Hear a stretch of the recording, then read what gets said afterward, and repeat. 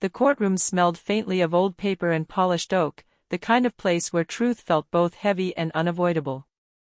I sat in the second row, palms pressed together, trying to slow the tremor in my breathing. My younger brother, Calvin, sat 2 rows ahead with his wife, both dressed in black as if the hearing itself were a funeral. In some ways, it was. We had come to probate our grandfather's estate, simple, predictable, procedural. At least, that was what everyone expected. Yet the air vibrated with an uneasiness I couldn't name, a subtle tightening, like a rope slowly drawing closed. The judge entered, the rustle of movement echoing through the chamber. Our attorney, Mr. Greystone, cleared his throat and set a stack of documents on the table. Then another attorney, one I'd never seen before, rose from the opposite side of the room. He carried a single thin envelope, yellowed at the edges. When he approached the bench, the room fell silent. "Your Honor," he said, "this document was delivered to my office 1 week after Mr. Alden's passing. It is purported to be his final will and testament." I felt a cold shift in my spine. Impossible, I thought. Grandfather had completed his will years ago. I had been there when he reviewed it with his attorney. Nothing had changed since, at least, nothing that I knew of. The judge slit the envelope open with a small brass knife. He unfolded the document, scanned its lines, and paused long enough that even the fluorescent light seemed to dim. "This is quite unexpected," he said. Calvin twisted in his seat and shot me a look of sharp suspicion, though he had no reason to suspect me. "Not yet." The judge continued. "According to this will, half the estate, estimated at $3.6 million, is to be left to a child named Elias Wren." His gaze moved toward us. "A child who is not mentioned anywhere in the family records." A murmur rippled through the room like a sudden gust of wind. Calvin's wife covered her mouth. Calvin himself shot to his feet as if stung, fury lighting his eyes like struck flint. "That's absurd," he snapped. "There is no Elias Wren in our family. This has to be a forgery. A hoax." But the judge was unbothered by emotion. "We will examine the document's legitimacy through proper channels." I stayed silent, though my heart buckled under the weight of that name. Elias. The sound scraped against a memory I wasn't sure I wanted to resurrect. The judge looked at the attorney who had brought the will. "And who submitted this to your office?" The attorney hesitated. "The envelope arrived anonymously." A stunned silence held us all in place. Then the judge read the final line aloud, a line that clipped my breath in half. "I leave this portion of my estate to the grandchild whose existence I was forbidden to acknowledge." The room erupted. Calvin shouted. His wife cried out. Reporters shifted in their seats. And I sat frozen. Because I knew exactly who that child might be. And I also knew the terrible secret our family had buried long ago, one that was now clawing its way back into the light. My name is Mary Ann Alden, and I am 64 years old. I've lived a quiet and steady life, one built not from grand achievements but from endurance. I spent 40 years as a librarian, 25 of those as head archivist at the County Historical Center. Paper, ink, and memory have always made sense to me in a way humans sometimes do not. I raised a daughter who has since made her own home 2 states away and built a small circle of friends I trust, though none know the whole story of what happened in my family before. I used to think that age softened the sharp edges of the past. That with enough years, even the most painful memories lost their power. But sitting in that courtroom, listening to the judge read a name I had prayed would never again surface, I felt those old edges sliced through me as cleanly as they had decades ago. At 64, I have known grief. I have known betrayal. I have known what it means for family to fracture under the weight of secrets. But I have also learned resilience, the quiet, durable kind that grows only after life has knocked you down more times than you dare count. I carry myself with calm resolve, but beneath that surface is an ache I once believed I had buried permanently. My grandfather, Walter Alden, was the anchor of our family. A stern man in public, but gentle with me in ways he was not with others. After my parents died in a car accident when I was 20, he took me in, guided me, and shaped my adult years with a steady, uncompromising love. His death closed a chapter one had never wanted to end, and the estate hearing was meant to be a final, respectful formality. But now, with the unveiling of a will no one expected, the past was reaching out with cold hands, dragging something long hidden into daylight. As I left the courtroom that morning, Calvin caught my arm, his voice low and sharp. "You know something about this," he muttered. "I saw your face when they read that name." I pulled my arm gently free. "Not here. Not now." His eyes narrowed with a fury that had not yet found its target. "If you're involved in this in any way." "I'm not." My voice shook despite my best efforts. "But I do know who Elias might be."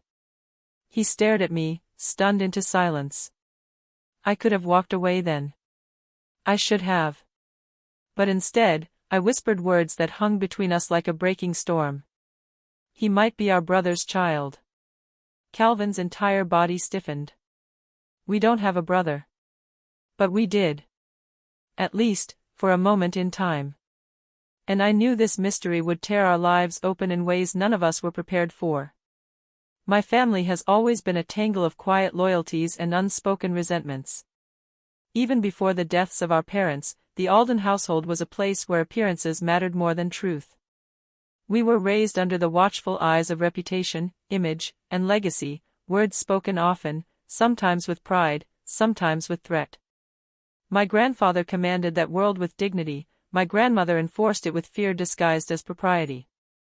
Calvin, 3 years younger than I, grew up rebellious against that rigid structure. He resented the rules, the constant pressure to uphold the Alden name.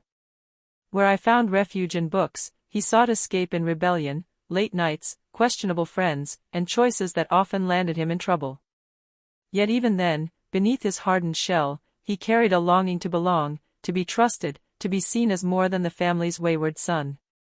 But the secret that now threatened to unravel everything belonged not to him, nor to me, but to another, our older brother, Jonathan. He was the child my grandparents never spoke of publicly, the one they sent away before Calvin was old enough to remember and before I was old enough to understand. I was 10 when Jonathan vanished from our lives, told only that he had made unacceptable decisions, and would not be returning. Years later, I learned the truth in fragments. Jonathan had fallen in love with a woman our grandparents disapproved of, someone they deemed beneath the Alden standard. When she became pregnant, the family issued an ultimatum: leave her or be cut off entirely. Jonathan chose love. They chose to erase him. I kept a photo of him hidden in an old dictionary at the library, worn soft at the edges from years of quiet remembering. He never returned home. He never wrote. And by the time I was 30, we learned from a distant acquaintance that he had died from complications after a construction accident. His child, if he had lived, would have been born decades ago. But now, hearing the name Elias Wren spoken in a courtroom as a beneficiary of my grandfather's estate cracked open every sealed door in my memory. The timeline fit. The secrecy fit. The guilt my grandfather carried in his later years fit. He had spoken often of regret but never named its source. The family I grew up in believed that protecting the Alden name mattered more than acknowledging their own blood. And I had lived for decades beneath the shadow of that decision, a decision I never made but somehow still carried. That afternoon, while Calvin raged in the parking lot, pacing circles around his anger, I felt something different rising within me, not fear, not confusion, but a sense of responsibility. Because if this will was real, if my grandfather had finally tried to right the wrong done to Jonathan's child, then I owed it to him to uncover the truth. But as I prepared to speak with Calvin, a voice behind me whispered something that froze the breath in my lungs. "You won't find the truth where you think it is." I turned sharply, but the speaker had already slipped into a black sedan and disappeared into traffic. And despite every instinct urging me to walk away, I knew I had just stepped back into a family story that had never really ended. The following day brought revelations I was not prepared for. Our attorney, Mr. Greystone, asked Calvin and me to come to his office for a preliminary review of the newly surfaced will. His building sat across from the courthouse, a modest brick structure overshadowed by taller, newer developments. Inside, the waiting room felt too quiet, as if even the walls were bracing themselves for the unfolding chaos. When we entered his conference room, a stack of documents awaited us, financial ledgers, property records, and the original 2007 will that we had expected to probate. Calvin immediately reached for it. "This is the will," he said. "The one Grandpa signed. Why aren't we moving forward with this?" Greystone held up a hand. "Because the newly presented will supersedes it, if proven legitimate." Calvin scoffed. "If. And it won't be." But then Greystone's expression shifted, carrying a weight of something deeper than procedural concern. "There is another issue," he said. "An account." He slid a file toward us. Inside were statements from a trust fund neither Calvin nor I had ever seen. Over the last 10 years, significant sums, hundreds of thousands of dollars, had been withdrawn. The account had been tied to the Alden estate, but the withdrawals were authorized not by our grandfather, but by Calvin. Calvin's face drained of color. "That's not possible." I scanned the paperwork. His signature looked convincing, the withdrawals spaced out in a pattern suggesting deliberate stealth. My chest tightened as I pieced the truth together. Someone had forged his name. Greystone continued, "These funds were moved quietly, systematically, and the timing aligns with the period during which Mr. Alden's health was declining." My brother looked genuinely stunned, yet I couldn't ignore the way Greystone avoided his gaze. Then the attorney opened another folder, this one containing a notarized letter written by my grandfather 2 years before his death. In firm, deliberate handwriting, Walter Alden stated he had discovered irregular withdrawals and suspected a family member was lying to him. He had begun an internal audit. He had hired a private investigator. And the last line bruised the air between us. "I fear someone I love is stealing from me." Calvin pushed back from the table. "This is insane. I didn't steal a cent. You think I'd do something like this?" Greystone didn't answer. But I saw the accusation forming in his mind. And I saw something else, fear. Because if someone had stolen from our grandfather, and if that same someone had tampered with estate documents, then the sudden appearance of a hidden heir wasn't the only mystery in play. As we left Greystone's office, Calvin grabbed my arm again, but now desperation shook through him. "Mary Ann," he whispered, "someone is trying to ruin me. And I think they've been doing it for years." I believed him. For the first time in a long time, I truly believed him. But belief wasn't enough. We needed proof. And proof meant digging into a past our family had spent decades burying, along with all the people who had reasons to keep it buried. I began my investigation the way I began all complicated puzzles, slowly, methodically, and with an acceptance that the truth rarely presented itself neatly. Years of archival work had trained me well for this kind of search. I didn't start with the newly surfaced will, I started with the inconsistencies in our grandfather's finances. I visited the county records office, reviewing the trust documents line by line. I traced every withdrawal, noting the dates, the amounts, the locations. Then I requested surveillance logs from the banks, something most people forget exist. The earlier years offered no footage, but the later ones did. That's when I saw him. A man walked into the bank on a date tied to one of the largest unauthorized withdrawals. He wore a hat low over his eyes, a mask pulled up to his nose long before masks became common, and gloves that looked unnecessary for the weather. He kept his head down, his stride hurried but controlled. I paused the footage and leaned closer. The shape of him, the slope of his shoulders, the angle of his jaw, I didn't recognize him. But I recognized the caution of someone who knew the building well. Someone who wasn't afraid of being seen. Someone who thought he belonged there. Then I noticed something else. The bank teller smiled at him as if he were a familiar customer. I requested her employment file and discovered she had been hired by a staffing agency, one run by the same law firm representing the anonymous will. A chill slid through me. This wasn't just family betrayal. This was orchestration. Meanwhile, Mr. Greystone arranged for a handwriting specialist to evaluate the signatures on the trust withdrawals and the mysterious will. Her findings confirmed our suspicion: the signatures were forged with impressive skill. But there was another twist. The ink composition in the new will was from a modern fountain pen model released after my grandfather's death. Someone had created this document intentionally, and recently. The forensic analyst also found faint indentations on the page, remnants of writing done on a sheet previously laid over it. After careful imaging, partial words emerged: payment, delivery, deadline. These were not the words of a dying man trying to make amends. They were the words of someone conducting business. When I brought all of this to Calvin, he sat silently in my kitchen, his hands clasped, his shoulders heavy. "So someone forged the withdrawals to frame me," he said. "And they forged the will to take half the estate. But why the part about our brother's child?" "I don't know yet," I said. "But it's too specific to be random." Calvin lifted his head. "Do you really think Elias exists?" My heart twisted. "I think Jonathan's child existed," I answered. "But whether any of this has anything to do with him, I don't know." But that night, as I lay awake replaying every detail, I realized something I had missed. The anonymous envelope had been postmarked from a town 2 hours north, the same town where Jonathan had lived before he died. Someone connected to him was still out there. And someone connected to him had just dragged our family back into a decades-old storm. The turning point came the morning I drove to Briar Hollow, the small town where Jonathan had lived during the last years of his life. The drive took me through winding country roads, frost-silvered fields, and the kind of quiet that makes you feel like time itself has slowed down. I didn't know what I expected to find: records, rumors, maybe even a person who remembered him. What I found was far more meaningful.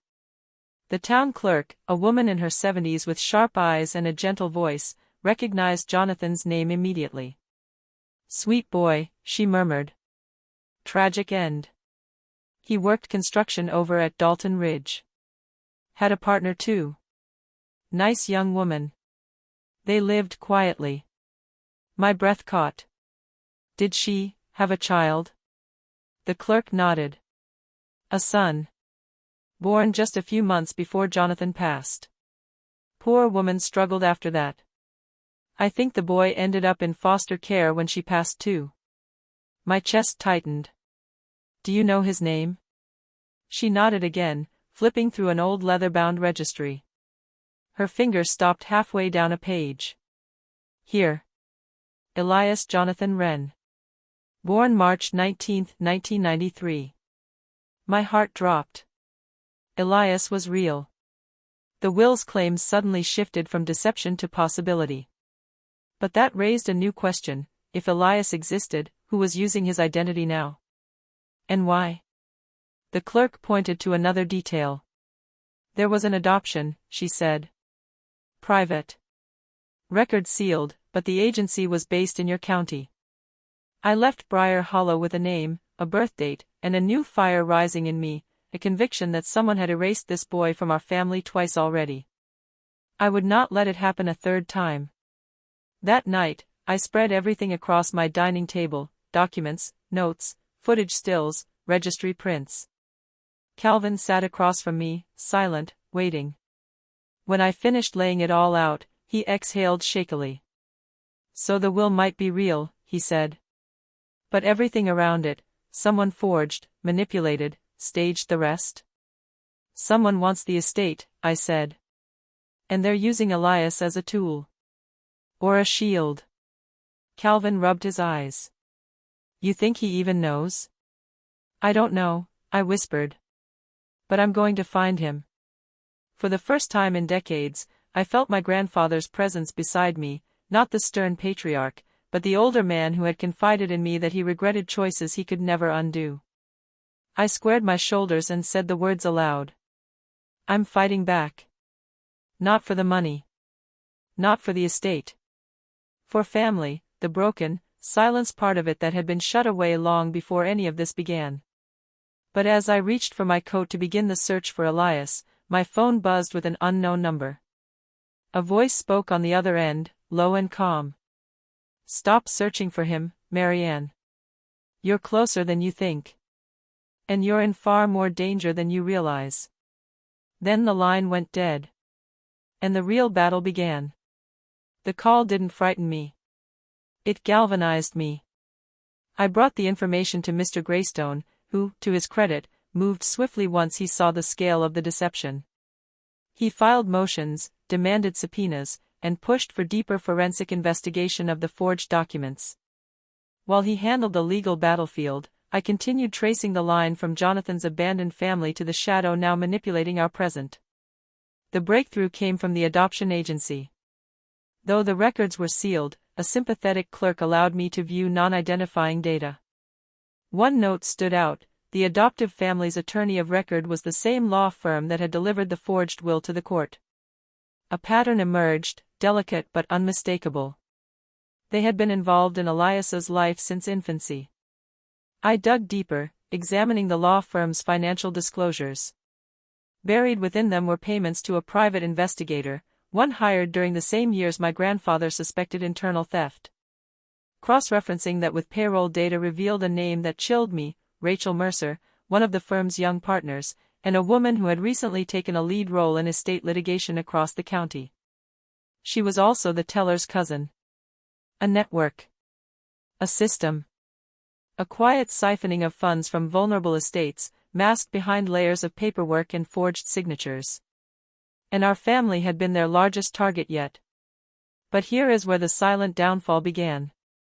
Greystone confronted the firm with evidence of document tampering. They denied everything. That same evening, an anonymous package was slid under my door. Inside were copies of internal emails, Mercer instructing staff to prepare the documents, to move funds before audit, to leverage the heir narrative. She had orchestrated the entire scheme. But there was one email that struck me more deeply than the rest. I found the perfect identity. No living relatives to contest. Use it. Move quickly. Attached was Elias's birth record. She had never expected anyone to go searching for him. We presented everything to the probate judge the next morning. Mercer arrived with her usual cold confidence, not realizing that the walls around her had already begun to close. When Greystone laid out the forged signatures, the falsified timestamps, the ink analysis, and finally, the internal emails, the courtroom shifted. Temperature dropped. Breath stilled. Mercer paled but did not speak. Then the judge delivered the quiet blow that sealed her downfall. "We will be referring this matter to the district attorney. You are hereby removed from all estate proceedings pending criminal investigation." Mercer's composure cracked. Just slightly. Just enough. She walked out without a word. And as the courtroom emptied, I remained seated, hands folded calmly. Because while her scheme was collapsing, my work was not yet finished. I still needed to find Elias. But before I could leave, Calvin approached me slowly, hesitantly. "You saved me," he said. "You saved all of us." I shook my head. Not yet. Because justice was only half done. And family, real family, was still missing. It took 3 more weeks to locate Elias. I found him living on the outskirts of Cedar Hollow, working at an auto body shop, his life quiet and humble. When I walked into the shop, he stood beside a lifted truck, grease on his hands, sunlight catching the edge of his dark hair. He looked so much like Jonathan that I had to steady myself. "Are you Elias Wren?" I asked. He nodded cautiously. "Who's asking?" "My name is Marianne Alden," I said. "I'm your aunt." He blinked, confused. "I don't have an aunt." I smiled gently. "You do. And you had a grandfather who tried, at the end of his life, to make things right." He listened as I told him everything: who Jonathan was, how our family failed him, how the will surfaced, how he had unknowingly been pulled into a criminal scheme. I expected anger. I expected disbelief. Instead, he sat quietly, absorbing it all. "My mom never talked about her past," he said.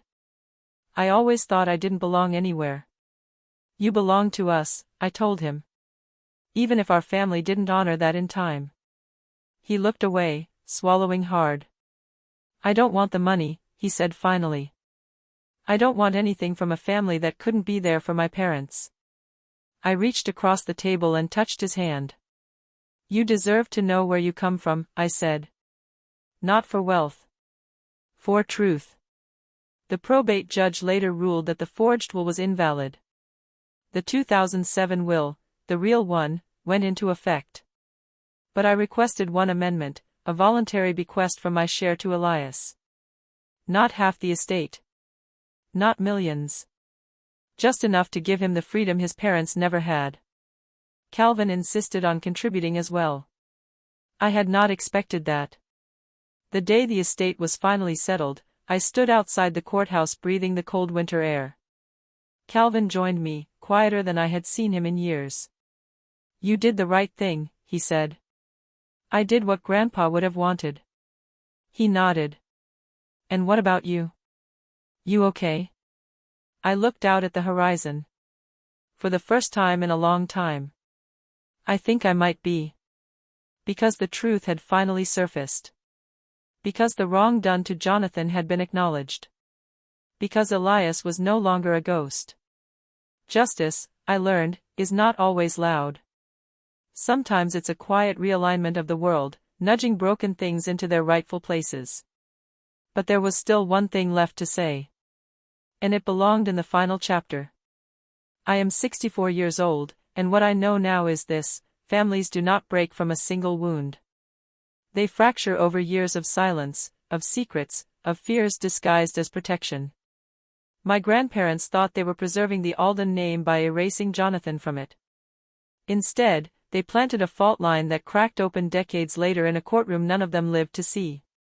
But truth insists on being known. And justice, when pursued with patience and integrity, always finds its way home. Revenge was never my goal. What I sought was restoration, the kind achieved not through cruelty or destruction, but through evidence, courage, and the refusal to allow lies to go unchallenged. I did not raise my voice.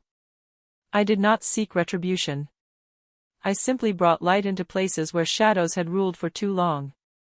Elias told me recently that he doesn't know whether he will ever feel connected to the Alden family, but he is grateful to know the truth. For now, that is enough. Healing is not a demand. It is an invitation. As for Calvin and me, we speak more now than we have in years. Nothing perfect. Nothing dramatic. Just two aging siblings relearning what it means to trust each other. And my grandfather, stern, complicated, flawed, left behind one final lesson, hidden not in a will but in the unraveling of it. Reputation fades. Legacy erodes. But truth endures. If you take anything from my story, let it be this: when the past resurfaces, no matter how painful, meet it with clarity, compassion, and courage. You may not change what happened, but you can choose what happens next. And sometimes, that choice is the real inheritance.